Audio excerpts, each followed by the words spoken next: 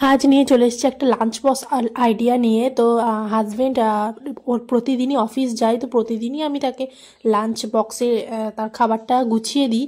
কিন্তু প্রতিদিন তো শেয়ার করা হয় না, তো আজকে চিকেন হয়েছে সেহেতু আজকে একটু শেয়ার করলাম। তো দেখো এইরকম ধরনের টিফিন কোটোতে আমি দিই, কারণ হচ্ছে এটার মধ্যে মেখে খেতে ভালো লাগে। তো ও যেদিন প্লেট নিয়ে যায় না, তো সেই দিন ও এইভাবে এইটার মধ্যে মেখে খায়, তাই জন্য এই বড় এই স্টিলের টিফিন কোটোগুলোর মধ্যে দিই। তো দেখো আরাম চালের ভাত আর গরম গরম ভাত একদম রান্না করেই নামিয়েই ওকে টিফিনের মধ্যে ভরে দিয়েছি।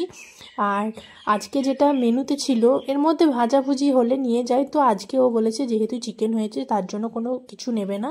তো এই দেখো গরম গরম লাল লাল, কম ঝোল, কম মশলা মশলা কম বলবো না, দিয়েছি যথেষ্ট পরিমাণেই মশলা দিয়েছি। আলু দিয়ে বানানো যে নর্মাল মাংসের চিকেনের ঝোল হয় সেই চিকেনের ঝোল, আর ভাত ছিল আজকে তার লাঞ্চ বক্সে। তো লাঞ্চ বক্সটা চলো এবার রেডি করে দিই। তো প্রথম আমি এটা চিকেনের কোটোটাকে আমি প্যাক করে নিচ্ছি, আর এরপর ভাতেরটাও বন্ধ করে নিচ্ছি।